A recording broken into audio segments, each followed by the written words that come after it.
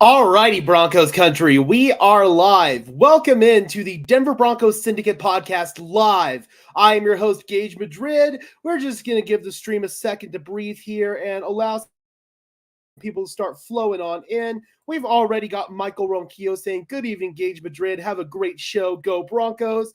Before we get started, guys, if you could just do me a big favor and leave a like on this stream, as well as subscribe to the channel if you have yet to do so. Those are both free and easy ways to show your support for the channel. It helps tell YouTube's algorithm to push us out, and it helps us get seen by more and more members of Broncos country, just like you and me. We have got Maverick in the house saying, geez, this channel has grown a lot since the draft. Seriously, dude. I'm so happy with the growth that this channel has had. Thank you to every single one of you who has liked, shared, subscribed. It's helped the channel grow tremendously in just the last month. I'm hoping for only bigger and better things to come from here. By the time we get to training camp in the season, I'm hoping that we can be getting towards 5,000 subs. I think that's a very achievable goal. I'm hoping that we can hit 3,500 by the end of May. So again, if you could just subscribe, that would be absolutely awesome. Today, Denver Broncos rookie minicamp wrapped up day 3. It was just a walkthrough, so not a whole lot of actual practice time today. It was just kind of the last minute install stuff.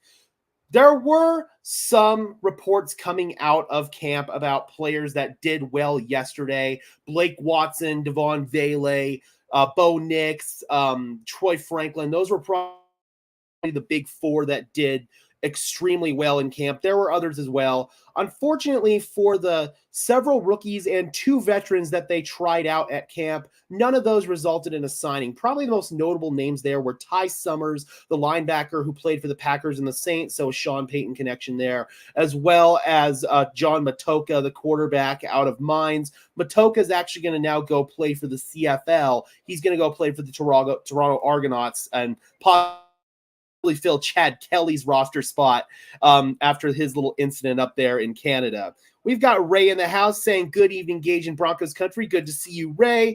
We've got outside the echo chamber saying, as soon as Zach Wilson goes off in camp, you'll explode. I'll be good with it, man. If Zach Wilson plays well in training camp and earns the right to start, then I will be more than supportive of Zach Wilson 100%. I absolutely believe that Zach Wilson has a fair shot to win this job.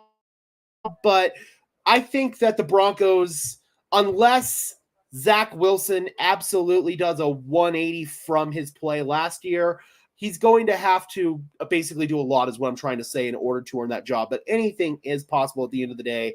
I'll be fully supportive of Zach Wilson if he does indeed earn that job. But let's go ahead and get into the meat and potatoes of this show, Broncos country. Is Bo Nix going to get enough support from the Denver Broncos? And right out the gate, I think that the Broncos are doing a much better job helping Bo Nix out and supporting him than the last young quarterback that Denver tried to develop in Drew Lock. I want to take you guys back 5 years ago. It was rookie minicamp of 2019, first year of the Vic Fangio era. And Fangio was asked after the first rookie minicamp practice that was open to the media, how did Drew Lock do? How did you feel about him in his first practice? And this is what Fangio had to say. This is courtesy of Andrew Mason of 104.3 The Fan. I'm going to bring that up. Sorry, guys. Nothing great one way or the other. He's learning out here, so I try to not to make any big value judgments here early. Fangio, as we all know, was never truly supportive of Drew Lock. It felt like Fangio didn't want to play Drew Lock in his rookie season until he was basically forced to when Joe Flacco got injured and Brandon Allen absolutely sucked. Then for the final 5 games, Drew Lock played, and obviously the team went 4-1, gave Broncos country that little bit of optimism heading into 2020. 2020 comes, Drew Lock struggles the first couple of games, gets injured in week 2, and ever since then, his trajectory and growth just felt like it got stunted. And when the whole incident happened prior to the New Orleans Saints game with not wearing masks in the meeting room and basically leaving the Denver Broncos without a quarterback for that game, that burned the last bridge when it came to Vic Fangio and Drew Lock. And it felt like at that point, Vic Fangio was just trying to get rid of Drew Lock at any given opportunity, and Drew never got that fair chance. Now, Drew didn't help his cause with his play on the field. He reverted back to a lot of erratic habits, throwing off of his back foot, throwing into coverage, trying to play hero ball, just really making reckless, dumb decisions. And then we move into 2021, and after training camp, it felt like the Denver Broncos were really rushing Teddy Bridgewater into getting that starting role. He got it. The Denver Broncos were 7-7 by the time Teddy Bridgewater went down. Drew Lock played those last couple of games, but you knew that his time in Denver was history. And then obviously we pivot into the Russell Wilson era. How does that all draw back to now? I think that this go around, the Denver Broncos are taking a bit of a different approach when it comes to how they are supporting their young rookie quarterback. I want to bring in what Sean Payton said after Bo Nix's first rookie minicamp practice. This is going to be a 47-second clip here, also courtesy of Andrew Mason. So much of it is huddle, snap count, break the huddle, shotgun, under center, just specifically, you know, all of that is a process. So this is we said it to him at the start, all of us are behind. We're behind the team relative to where they're at, both from a conditioning standpoint, but also mentally. And we're not going to get there in a day or 2 days, but the objective is to get there soon, in time for training camp. So he's handling the install well. I mean, he had a pretty good practice today, and he's grinding through it. He's doing a good job with it. So much of it is. So that was in effect the same exact question that Vic Fangio got asked, and Sean Payton approached it a whole lot differently in his answer. Sean Payton went out of his way to sort of pump the brakes and say, hey, this is his first day, and there is a certain expectation to have, but Payton also said that he's hitting that expectation, if not exceeding it, and went out of his way to kind of pump up the confidence of Bo Nix a little bit more.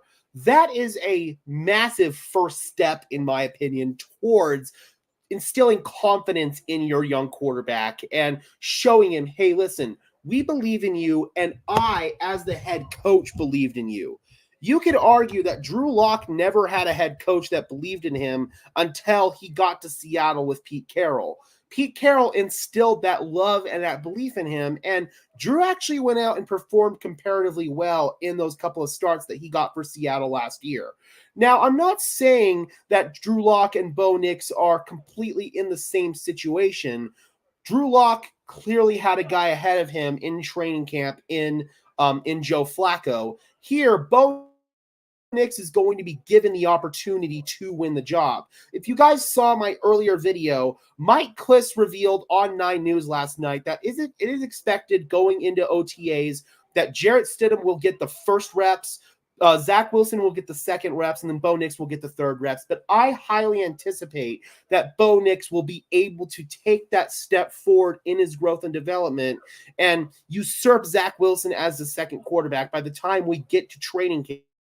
And I'm hoping by at least week 2 in training camp, Bo Nix will be sharing snaps with the first team offense with Jarrett Stidham, if not full-blown getting all of those reps. That is my hope, and that is my goal. It's all going to, of course, depend on Bo Nix's development and his grasp of the offense. All reports coming out of training camp have indicated that Bo Nix is actually grasping the offense really, really well. He's handling all the pre-snap stuff. He's handling the post-snap rotations of the coverage. Yes, there's not a whole lot of a pass rush, but still, Bo Nix, with what we saw in rookie minicamp, it's of course a limited sample size, but there's a lot to be encouraged by, and there's a lot to indicate that he's ahead of the learning curve when it comes to some of the other rookie quarterbacks that are coming into the NFL.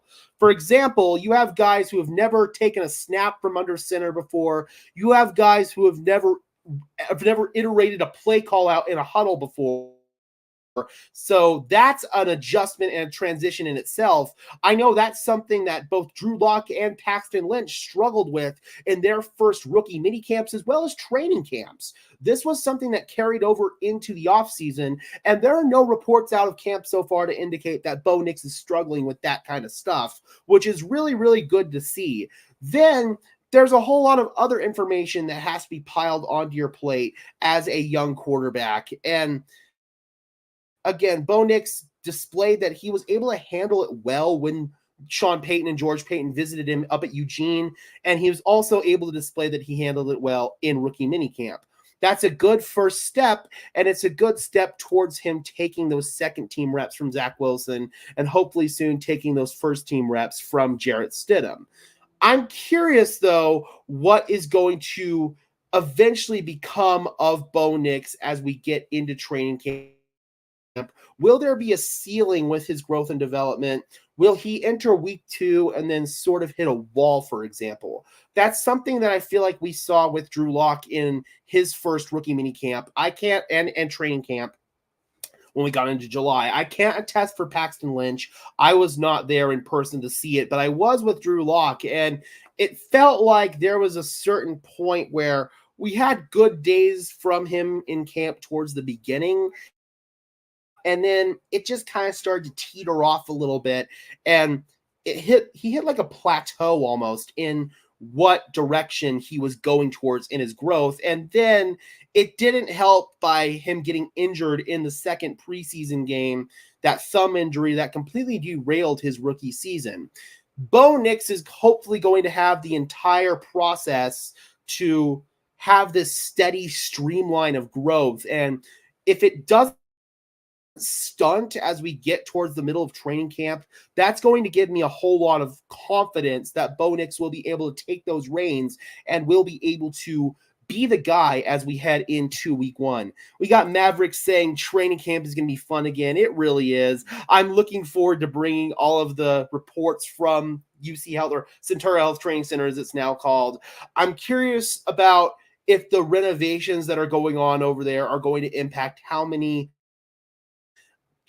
training camps fans can attend and uncredentialed media such as myself can attend.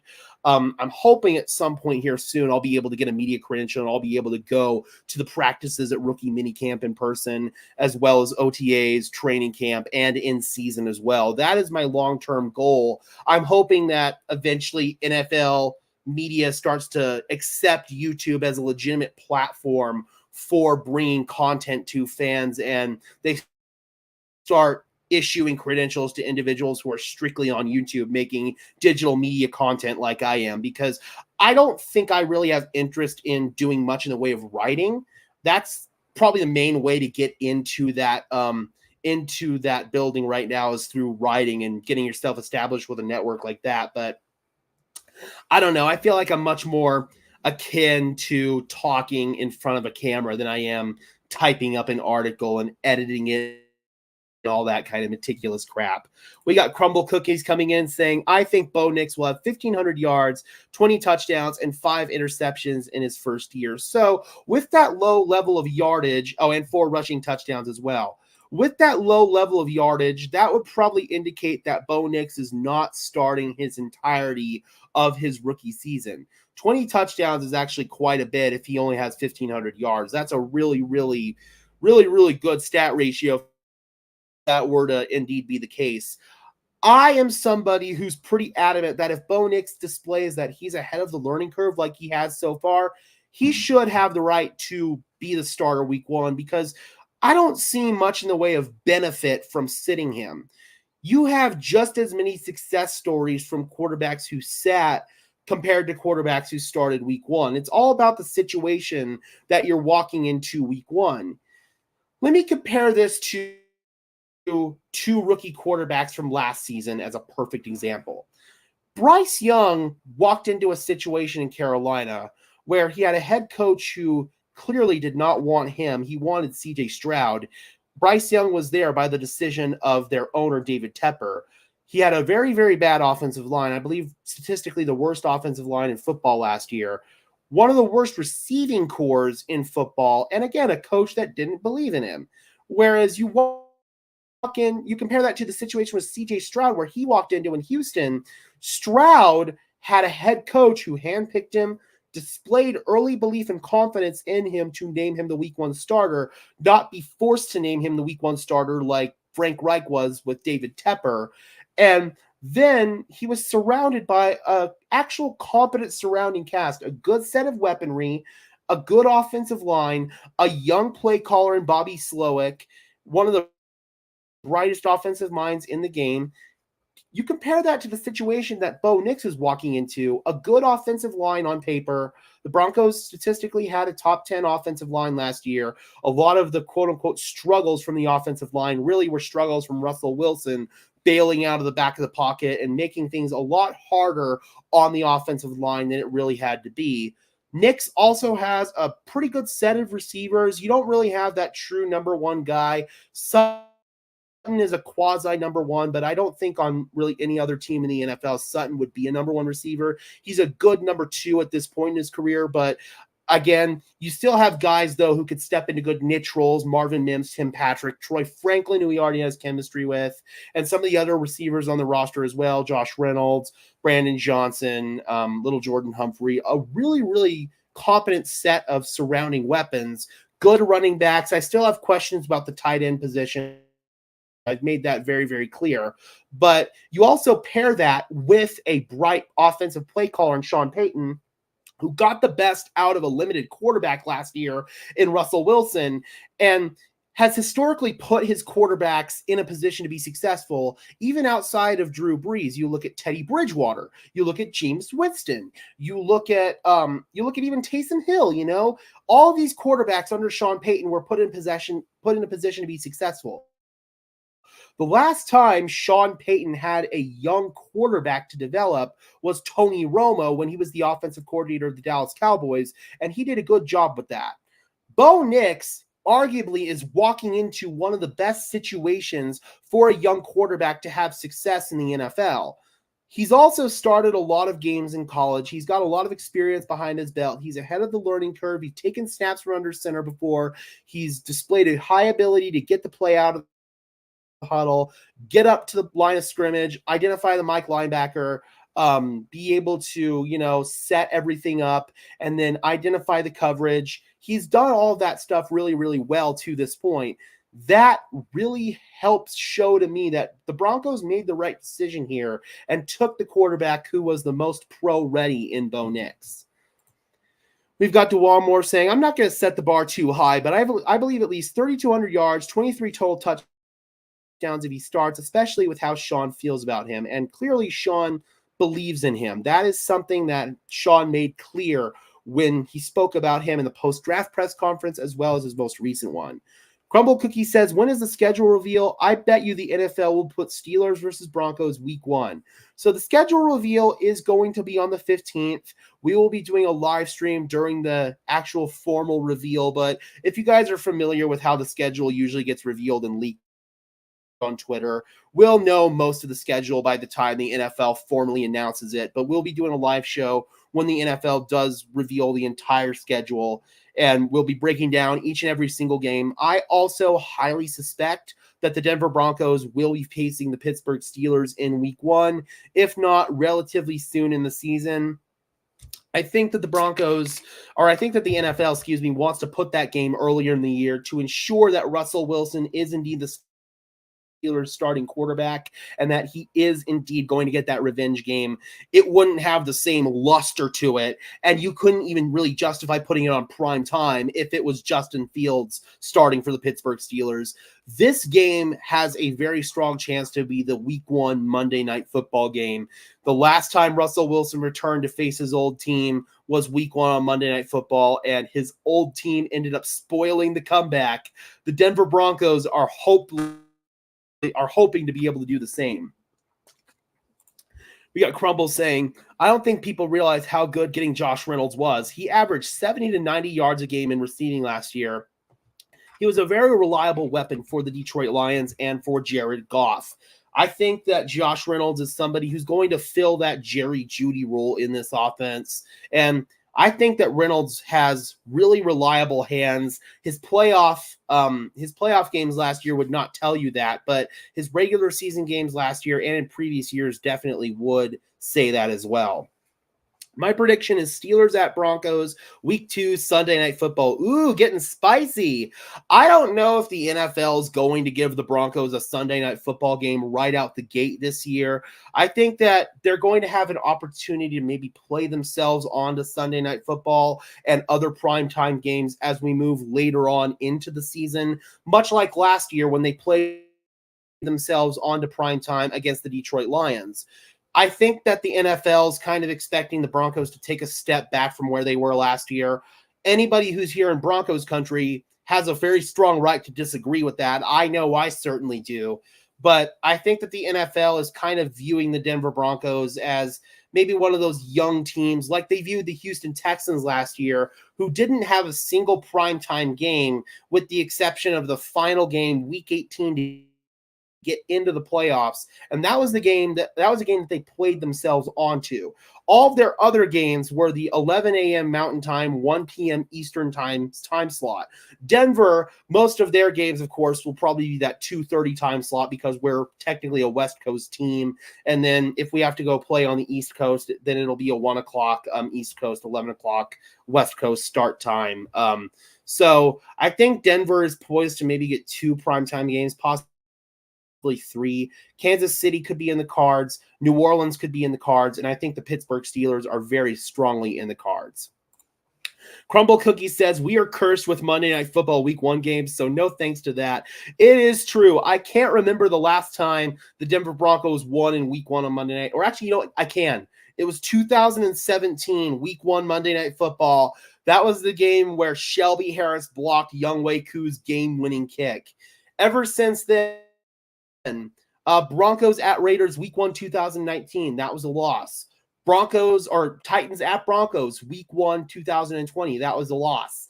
Broncos at Seahawks week 1 2022, that was a loss. So I think that's actually a good point. Maybe we don't want the Denver Broncos to be week 1 on Monday Night Football because of that historic track record. But the Denver Broncos have been all about breaking curses and breaking streaks under Sean Payton. They broke the Kansas City Chiefs streak. Next year, they're hoping to break the Oakland Raiders / Las Vegas Raiders streak. This time around, I'm hoping that maybe we can break that Monday Night Football week 1 curse if indeed we are put on that time slot.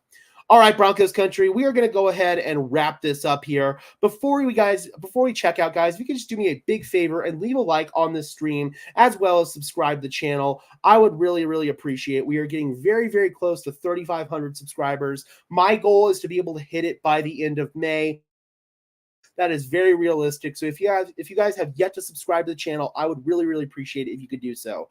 All right, guys. Thank you so much to everybody who tuned in. Michael Ronquillo, Maverick, Ray, Outside the Echo Chamber, Crumble Cookies, and we got Dwan Moore saying, I think Sean and the Broncos organization is trying to make sure Bo doesn't fail the wide receiver room, is getting deep. He has his number 1 receiver from Oregon. Oh, I see what he's saying. To make sure Bo doesn't fail. The wide receiver is getting deep. He has his number 1 receiver from Oregon and his center from which 2 years ago. Yep, that's another very valid point too, and another reason why Bo Nix is being set up to succeed. All right, guys, thank you so much for tuning in. Please be sure to leave a like on the stream, and until next time, I'm your host, Gage Madrid, saying peace out.